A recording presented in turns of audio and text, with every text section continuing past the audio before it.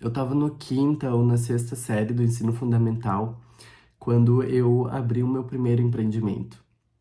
E estava muito na moda naquela época as pulseirinhas de silicone que tinha de várias cores e vários formatos.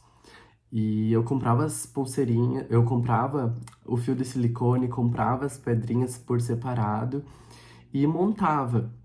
A minha irmã me ajudava naquela época e eu vendia na escola e vendia também no salão da minha mãe. Dava o suficiente para eu conseguir comprar meu lanche, repor estoque e tudo mais, e não precisar ficar dependendo o tempo inteiro de pedir dinheiro para os meus pais. A moda foi passando e surgiu outra moda, que era dos cupcakes. Eu sei que até hoje, né, isso é um bolinho muito bonitinho, até hoje as pessoas consomem, mas aquela época estava muito na moda.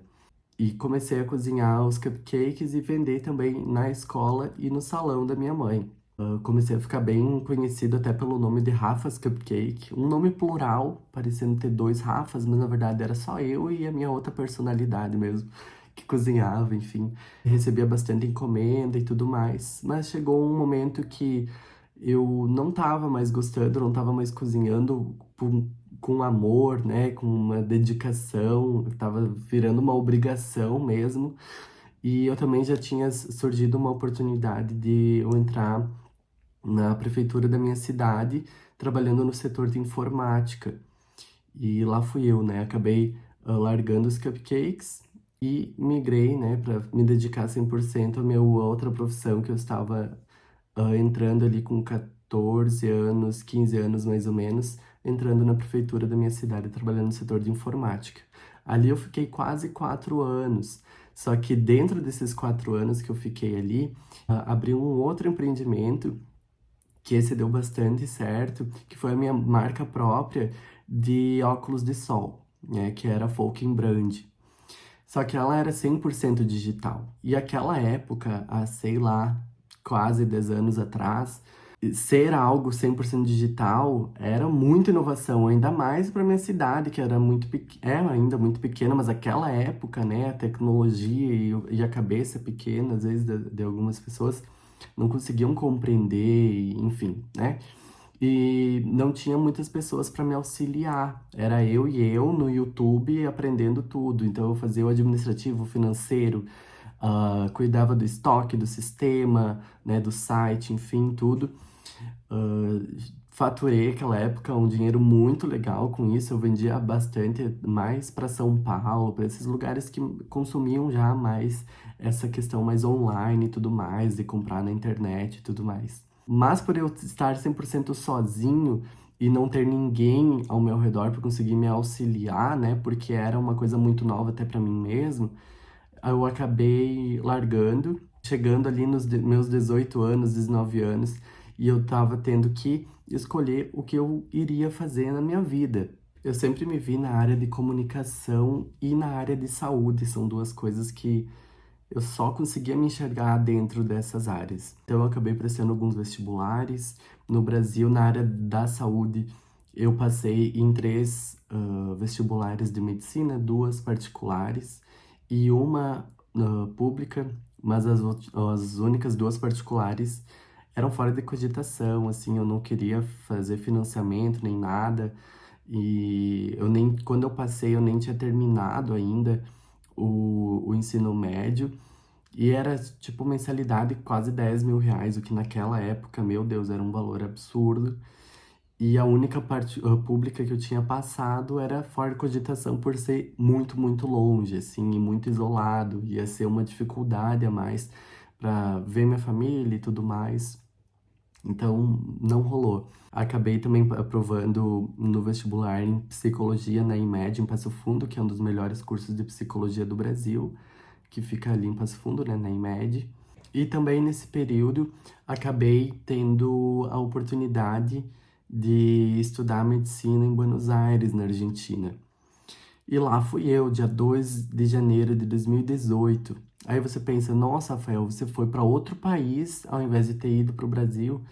Sim, porque, né, minha cidade é muito próxima da Argentina, 30 quilômetros mais ou menos, um pouquinho mais, 40 quilômetros de distância. Isso facilitaria a logística também e eu sempre defendi a educação argentina, né? Principalmente depois de eu ter estudado na Argentina. O nível de exigência deles é infinitamente maior do que no Brasil, e olha que eu tenho voz para falar porque eu já estudei nos dois, enfim. Então, optei por começar na Universidade de Buenos Aires, que inclusive é a melhor universidade da América Latina. Ela está uns 30, 40 posições acima da USP, que é a melhor universidade do Brasil, né? Nos rankings mundiais. Então, foi uma super oportunidade e fiquei lá estudando medicina na Argentina por quase 4 anos, né? Teve a pandemia ali no meio, calculando, deu uns 4 anos mais ou menos. Só que nesse meio tempo eu descobri a quiropraxia, porque lá na Argentina praticamente tudo é prova oral, né? Então tu tem que, sem ir na prova, sem cola, sem nada, não tem nem como, porque você e o teu professor te perguntando, então isso exigia uma rotina de estudos muito intensa, né? Ou seja, eu acordava 5 horas da manhã, começava a estudar às 5h30 da manhã e parava 10 horas da noite. E essa rotina ali acabou me gerando, né, em épocas de prova, muita dor lombar. Uma amiga minha, que era brasileira, ela comentou pra mim: Ah, conheço quiropraxia, já fiz quiropraxia, isso ajuda muito, busca algum quiropraxista aqui em Buenos Aires. E fui lá eu pesquisar. Hoje em dia eu sei que clínica é essa, de quem que é essa clínica, né? Mas naquela época eu não tinha nem noção, que é a Vida Chiropractic do David Sery. O David Sery, para quem não sabe, é o escritor de um dos principais livros de filosofia quiroprática no mundo. Ele é americano, mas ele mora em Buenos Aires e tem uma rede de clínicas no mundo inteiro. Eu já estava meio desgostado da medicina, né? Por trabalhar muito com dor, muito com sofrimento, com casos muito graves, né? Hoje em dia eu também trabalho com dor, mas é uma dor diferente. Na medicina, assim, às vezes tu tenta fazer alguma coisa pela pessoa, mas não dá, ela acaba vindo a óbito ou coisa do tipo. E eu sou uma pessoa muito esponja, né?